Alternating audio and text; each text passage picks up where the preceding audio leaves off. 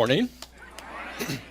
This is actually my first time up on this stage since we moved here from the old building.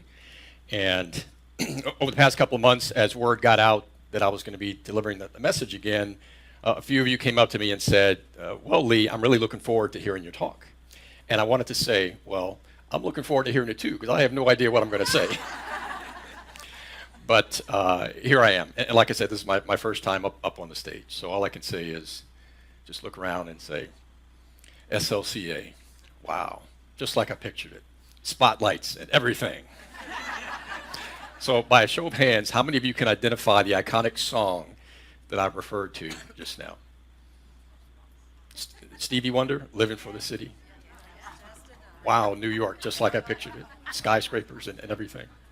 Okay, so I digress. But as I was preparing my talk this morning, I thought back to one of the board meetings several years ago that I attended. And I was fairly new to the board, so most of the other board members didn't know me very well.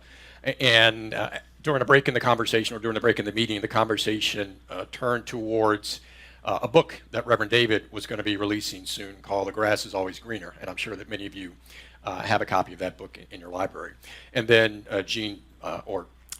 Reverend David happened to mention that Jafon Seeley, who was one of our active members at the time, was releasing his first book. And Jean Bell, who was also on the board at that time, mentioned that she was going to be releasing a children's book.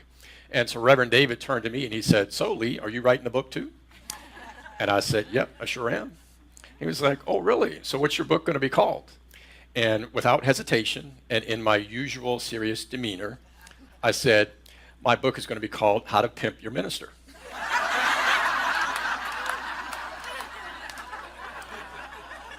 So I suppose now I need to start working on the sequel, How to Pimp Your Spiritual Counsel.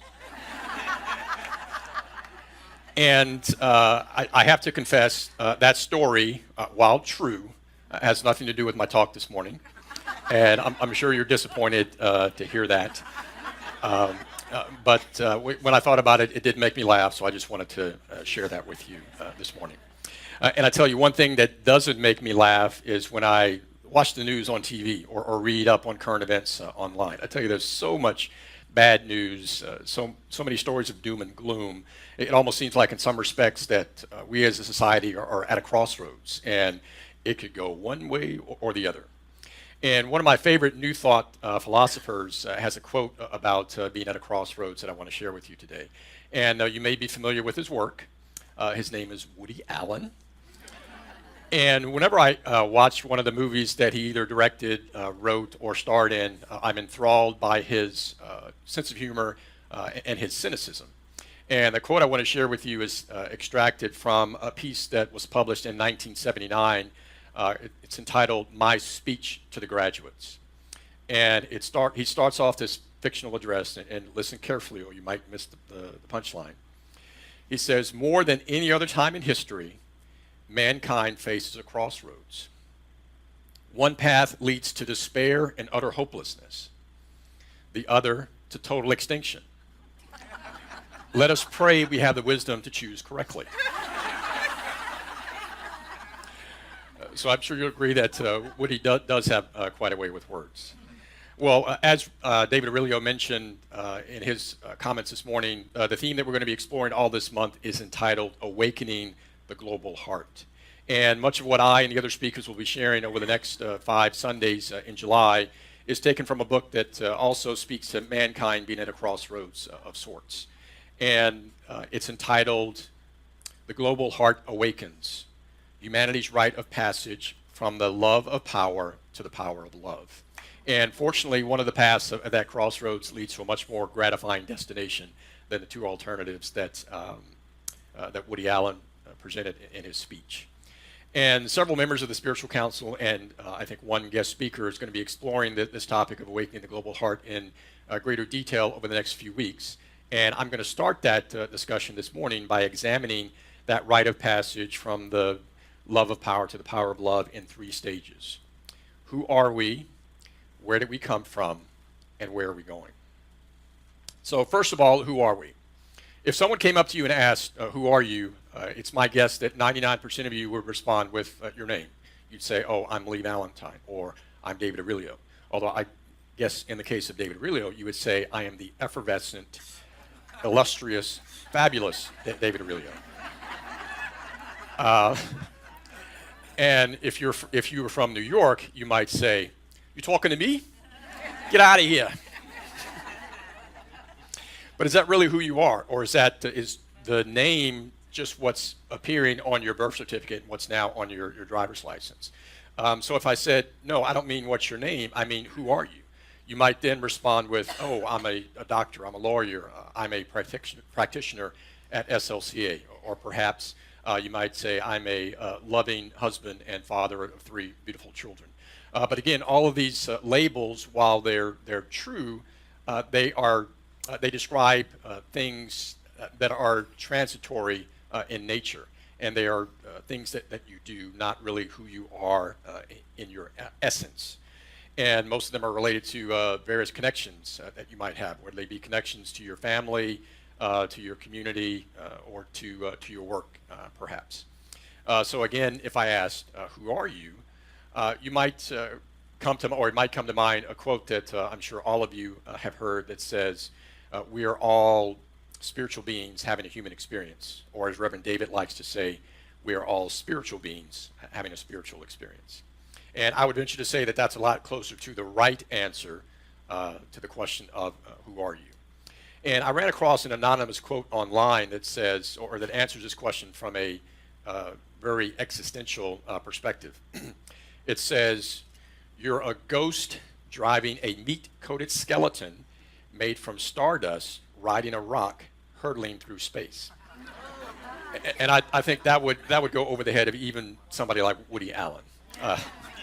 But if we ask that question not from the perspective of us as individuals, but from the perspective of us as a collective humanity, we might say, well, we're 7.6 billion ghosts driving meat-coated skeletons made from stardust. And while this might be an interesting metaphor, there's obviously much more to it than that. And actually, in the book, and I didn't mention the author is named Anaday Judith. She says that as a species, we are no longer the subject of our evolutionary process. We have become the authors of it. And in the roughly 4 billion years that there's been life on this planet, the evolutionary process has led us here.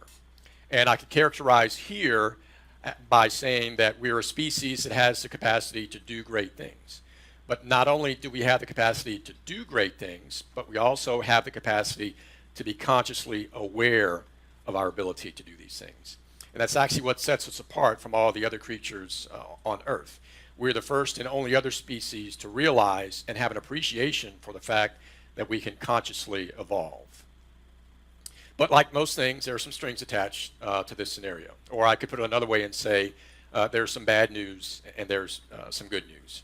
The bad news is that we're the first species on Earth that has the ability through our creative genius, and I use that term lightly, to literally destroy our planet with the press of a few buttons. We could do that quickly through the simultaneous launch of our global thermonuclear arsenal, or we could do it slowly through things like climate change and plundering our natural resources. And many scientists and researchers, as well as I'm sure many of us would agree that we're doing that today, or we're in the midst of that today. So if that's the bad news, then what's the good news? And this reminds me of something that I heard on television a couple of weeks ago. It was a Sunday morning, I was getting ready for service, and I was listening to Joel Osteen on TV. And he was recounting a conversation that he overheard between a couple of gentlemen, and they were discussing a rather nasty habit that one of the men had. And at one point in the conversation, one of the men said to the other, he said, Bob, I got some good news and some bad news. The good news is you can chew tobacco in heaven. And Bob said, oh, that's great. What's the bad news? And the other guy said, you got to go to hell to spit. So in this case, the bad news is that we're the first species to possess the knowledge, ability, and tools to destroy this beautiful planet that we all call home. And the good news is that we're also the first species to have the knowledge, skills, and the ability to ensure that that does not happen. But here's the catch. Just because we can ensure that it does not happen, it doesn't mean that we will. And thus, that's one of the crossroads that we face. So the next question that the author poses is where do we come from? And for many of you who are familiar with our teaching, you may ask yourself, well, what difference does it make? And I mentioned Jafon Seeley at the beginning of my talk. He was an active member of SLCA at one time, and he was actually one of the founding members of Kinetic Ascent, our young adult group. And he's a wonderful speaker and author, and if you haven't had the chance to check out his work, I highly encourage you to do so online. But one of his blog posts from last year said, "The present moment is the only moment we have. The past is already done. The future is yet to come. But what we do right now is helping to create what will take place in the days ahead. This moment is precious because it will never happen again." And even our founder, Dr. Ernest Holmes, said that never limit your view of life by any past experience. So in other words, it shouldn't make any difference where we came from or where we're going for that matter. The only thing that should matter is where we are right here, right now. Well, the author has a slightly different take on this, and on the surface it might seem to contradict this principle, so we're going to explore that a little deeper. Now, in her book, Anodate Judith, she draws upon her experience as a former psychotherapist and uses the analogy of humanity as a patient on a therapist's couch. And for those of you who are not like the rest of us, or not crazy like the rest of us, that have never gone to see a shrink, you probably take your visual cues from things you've seen on television. So imagine for a minute, if you will, global humanity as this therapist or on the couch in this therapist's office. And the doctor is seated with his or her arms crossed, notebook or pad on their lap, pen in hand, and quite often looking over the top of his or her glasses. And invariably at some point, the doctor will say, or the therapist will say, "So, what was it like for you growing up?" Or perhaps, "Tell me about your childhood." So if we imagine for a minute global humanity as that patient on the therapist's couch, it wouldn't take you long, or wouldn't take the therapist long, to figure out, okay, this wayward patient, this troubled patient, has some pretty deep-rooted issues, such as physical ailments that signal impending debilitation, if not worse. Financial challenges that could reach crisis proportions at any time. Unhealthy tendencies leaning towards violence and self-destruction, and generally unstable relationships. Now, many courses of clinical therapy and behavioral counseling adhere to the philosophy that in order to fully heal the wounds of an individual's past, we have to identify the conditions, beliefs, and assumptions that led to that crisis in the first place. And that could mean examining their childhood, for example. When they were growing up, were they showered with love and affection, or were they thrust into the world at an early age to fend for themselves? And as a child, were they taught to be confident and creative and inquisitive to all the wonders of the world around them? Or were they taught that the world is a cold, cruel place, and the only way to succeed is by being better than the next person? So in other words, by examining and identifying the wounds from someone's past, we can bring about the healing that allows him or her to create their future. So if we extend this argument to us as a collective humanity in the form of that patient on the therapist's couch, we can't create a thriving future unless we look at those conditions, beliefs, and assumptions that we carry from our collective past. The failures, the crises, and even the solutions to past challenges have all led us to our current conditions. And some of the examples of these past conditions that create our current situation that the author references are rapidly expanding population. These rapidly expanding populations over time have created the need for order and control, but this need for order and control has led to political domination and subordination of us as individuals. Wars to settle disputes over the years have left entire populations traumatized, and this trauma has been propagated forward throughout generations and led to a propensity of violence that's spread from generation to generation. Industrialization has raised our standard of living, but at the same time has created pollution and mechanized our lives. And motorized transport, while it's increased our freedom to travel, it's led to global warming. And finally, modern technology, while it has solved so many problems in the world, it's also driving us away from more personal connections. So it's only by looking back at where we've been or where we come from that we can make informed decisions about where we're going. Or, in the words of the author, we can take the reins of the future into our own hand only by understanding how those reins got hitched onto the animal that is now leading us astray. So, who we are is a species that has the ability to create or to consciously evolve. Where we came from is a situation that's characterized by conditions that some might call crises or challenges, others might call opportunities for learning. So the next question we ask is, where are we going? Now, at its very core, life itself is all about evolution. And when you look up the word evolution in the dictionary, it says it's a gradual development of something, especially from a simple to a more complex form.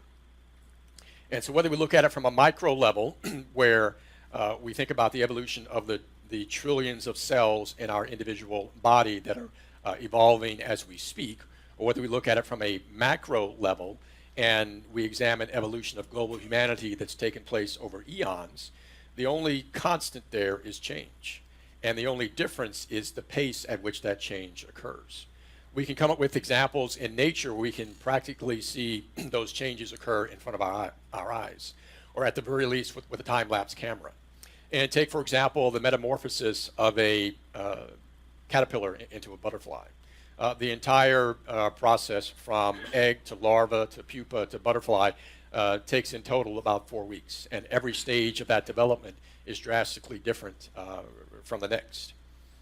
And there's other examples in nature where we can look at evolution that's taken place over thousands, if not millions of years. For example, the volcano, the Kilauea volcano that's been erupting almost constantly for the last couple of months in Hawaii, wreaking devastation on the east side of the big island and leaving hundreds of people homeless. Do you think that the lava that's flowing from that volcano and the cracks in the surrounding earth just kind of popped up overnight?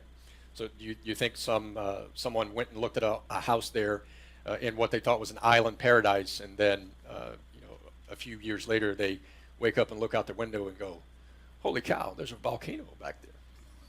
I don't think so, because house 20 years old, 25 years old, volcano 492,353 years old.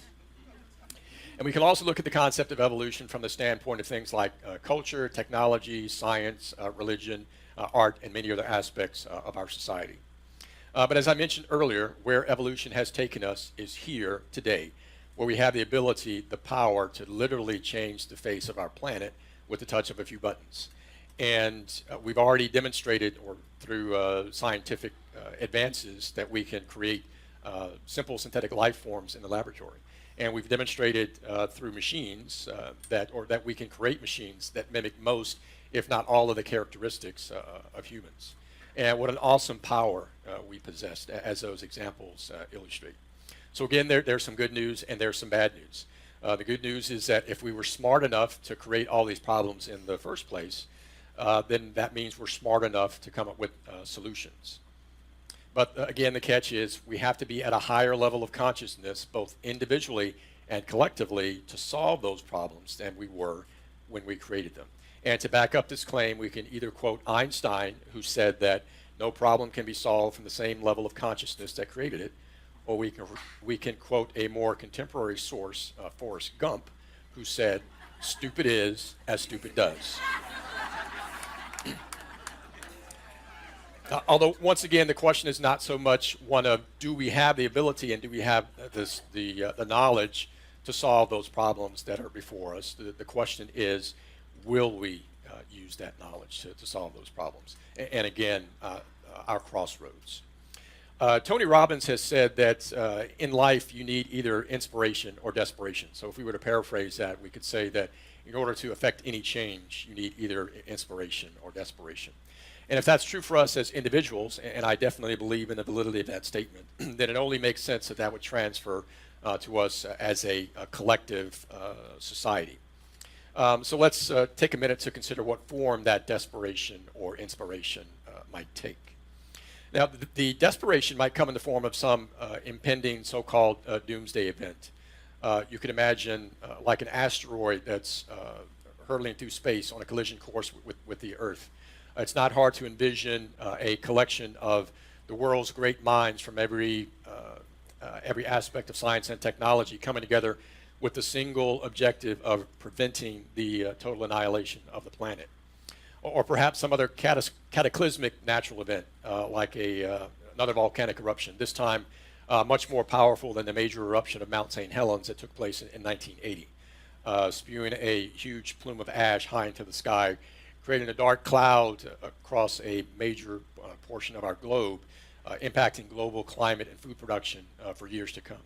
While I'm sure there would be some initial sense of hysteria after this disaster, it's not hard to imagine people putting their differences aside and coming together and helping each other out for the purpose of getting through those tough times, much like we witness in more quote-unquote ordinary disasters, if there is such a thing, like hurricanes and tornadoes. But here's another example of how society demonstrated its ability to come together in a time of great need that seems remarkable even now. The time was the early 1940s. The United States was deep into World War II, and resources were in very scarce supply. In fact, some resources were so scarce that the country had to resort to rationing. And what I'm holding up now is a war ration coupon book from some 75 years ago. And the program was managed by the Office of Price Administration, and people had to use the coupons in these books to buy things like cooking oil, sugar, meat, and canned goods. And once you ran out of coupons, you weren't allowed to buy any more of those items. And actually, the back of the book reads, when you've used your ration, salvage the tin can and waste fats. They are needed to make munitions for our fighting men. Cooperate with your local salvage committee. And now that's obviously an extreme example of desperate times calling for desperate measures. But it's remarkable when you think about the fact that ordinary citizens basically sacrificed their way of life in order to preserve their way of life long term. So those are some examples of how desperation might be a motivating factor for us to change individually or collectively. But how about some of the inspiration that Tony Robbins talks about? Well, unfortunately, it's a little bit more difficult to come up with scenarios of inspiration in these contemporary times, particularly for cynical people like myself. But it's not out of the question to imagine a time where there's, for example, a confluence of the great visionaries leading our global superpowers and a charismatic member of that group rising to the top and tapping into a critical mass of populism that leads to a great meeting of the minds all over the world. However, in this case, rather than coming together to prevent some impending doomsday event or to move away from some undesired condition, their objective would be to move us as a global humanity towards a state of peace, harmony, and prosperity. And we can all relate to the law of attraction, which states that whatever we focus our attention on expands, and say that we would much rather have a situation where we're moving towards a state of peace, harmony, and prosperity, as opposed to focusing our attention on something that we want to prevent, like an impending doomsday event or a scenario where there's scarcity of just basic staples. And an example of us collectively focusing on something we want to manifest took place in mid-June of this year, and actually David Aurelio mentioned it in his comments. The citywide meditation for peace. And I'm sure some of you here in this room took part in that session. It was a Wednesday afternoon, and there was a collection of churches and spiritual centers all around the metro Atlanta area. They came together for an hour, or to conduct an hour of focused meditation and prayer with the singular goal of helping to create a higher level of peace within our shared community. And while these types of events have taken place across Atlanta on numerous occasions, there have also been examples where they've taken place on a global scale. And the first one of these events that was well publicized took place on May 20th of 2007. On that day, more than 1 million people from 5 continents came together for an hour of focused prayer and meditation with a singular goal of reducing the level of conflict and violence in the world. And the premise behind these global peace meditations is the same as the one that took place here in Atlanta. If you get a critical mass of people to simultaneously engage in deep prayer and meditation, then they can have a measurable impact on their surrounding community or communities. And this phenomenon, which is sometimes referred to as the Maharishi effect, named after the founder of Transcendental Meditation, has been the subject of numerous scientific studies over the years. Researchers have had the ability to, or have been able to, correlate these so-called critical mass meditation events to measurable outcomes such as decreased crime rate in selected U.S. cities, decreased rate of accidents in other countries, and a decrease in the deaths due to heart attack here in the United States. But for those of us who are students of science of mind, we know that we don't have to know anything about transcendental meditation to know that there are other techniques such as spiritual mind treatment and affirmative prayer that allow us to accomplish the same thing. And this is apparent if we think about the affirmation that we recite every morning or every Sunday morning here in service. The one that says, all thought is creative, and how I choose to think creates my personal experience. So it only makes sense if we can extend that principle to us collectively and say that all thought is creative, and how we choose to think creates our collective experience. So whether we talk about our spiritual community here at SLCA, a community of churches and centers across the metro Atlanta area, or a collection of individuals across our globe, if we can focus our attention and our intentions on achieving a singular objective, then that outcome that we want to manifest, that is one of the most powerful acts that we could ever engage in. And so who we are is a species that has the ability to consciously evolve. Where we came from is a condition or state that was characterized by things that some people might call crises or challenges, other people might refer to as opportunities. And where we're going is anywhere we choose to as a collective global humanity. Now, when I introduced Anna Day Judith's book, I said it was entitled The Global Heart Awakens, Humanity's Rite of Passage from the Love of Power to the Power of Love. In the book, she references a quote from Dr. Martin Luther King Jr., and I'd like to leave you with that. He said, "One of the great problems of history is that the concepts of love and power have usually been contrasted as opposites, polar opposites, so that love is identified as a resignation of power and power with the denial of love. What is needed is a realization that power without love is reckless and abusive, and love without power is sentimental and anemic. Power at its best is love implementing the demands of justice, and justice at its best is power correcting everything that stands against love. So our challenge, both individually and collectively, is to shift our consciousness to a higher level, integrating both love and power in every aspect of our lives. And to leverage a theme that we've heard multiple times this year at SLCA, you may be asking yourself or saying to yourself, well, that's great, but what is mine to do? So here's the deal. If you want to do your part in helping to awaken the global heart, the best thing to do is start with awakening your heart. And again, if you ask the question, well, how do I do that? The answer is quite simple. Do what brings you joy, whether it be in your relationships, whether it be in where you choose to live, the food you eat, your choices for outlets of your creative expression, including your life's work. Choose joy.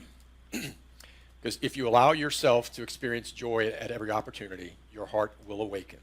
And that sentiment, that feeling will spread to the next person and then the next. A couple of weeks ago, we heard Reverend David say that the heart is the portal for transformation. So let that transformation begin with you and I, and let it begin today. Thank you.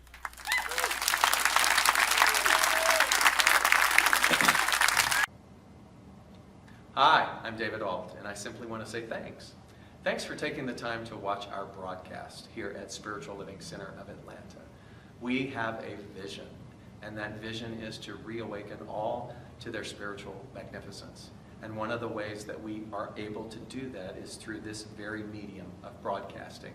So if you got anything out of this, if you felt in any way inspired, or if something spoke to you directly, then I extend an invitation to you to become a part of our family by donating. And there are many ways in order for you to be able to do that. One is to simply go to our website at slca.com, and there you will find all different kinds of prompts that will help you support what it is that we are doing here in Atlanta. One way is to become a pledger. That means that you decide on a monthly basis that you are going to help us with this vision. Another way is to donate through our management system called Fellowship One, another through PayPal, and another even easier way is on your cell phone. You can do what's called text to tithe, and that number is 404-796-7030. Again, thank you so much for your support, and I invite you to come back weekly to see what it is that we're up to. Blessings.